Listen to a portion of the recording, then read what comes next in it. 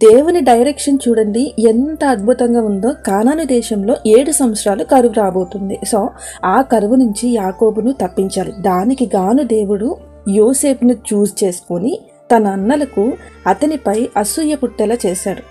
ఆ తర్వాత వాళ్ళు అతన్ని గుంటలో పడేశారు. అక్కడ నుంచి ఇష్మాయిలీలోకి అమ్మేశారు. అక్కడ నుంచి పోతీఫర్ ఇంటికి, పోతీఫర్ ఇంటి నుంచి జైలుకి. ఇది మనకి తెలిసిన విషయమే. ఈ మొత్తం ఎంటైర్ ఇష్యూలో యోసేఫ్ లైఫ్లో ఏం జరుగుతుందో అతనికి తెలియలేదు. Complete question mark. Jail life తన జీవితం ఎండ్ అయిపోవాలనుకున్నాడు. తన లైఫ్లో ఏం జరుగుతుందో తెలియక ఈ లైఫే కొనసాగించాలి అనుకున్న సమయంలో దేవుడు ఎంత అద్భుతంగా దారి మళ్లించాడంటే ఫరోకి కల రావడం. ఆ సమయంలో పానదాయకుడు యోసేపు గురించి చెప్పడం. ఆ తర్వాత అతను ఫరో ఎదుటికి వచ్చి కలభావం చెప్పడం. అది ఫరోకు మరియు అతని యొక్క అధిపతుల దృష్టికి నచ్చడం. ఆ తర్వాత ఫరో యోసేపును ప్రధానిగా నియమించడం. ఇలా జరిగిపోయింది. యాకోబు వచ్చి ఐగుప్తు దేశంలో 7 సంవత్సరాలు నివసించాడు.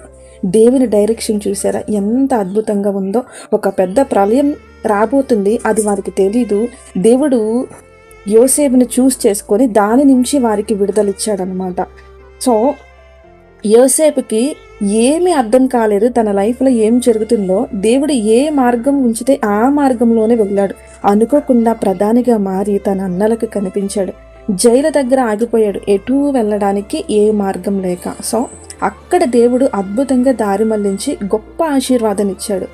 దేవుడు ఏ మార్గం చూపిస్తే ఆ మార్గంలో వెళ్ళు, ఇంకా వెళ్ళడానికి మార్గమేమీ లేకపోతే అక్కడే ఉండు. దారి మళ్లించే బాధ్యత ఆయనది.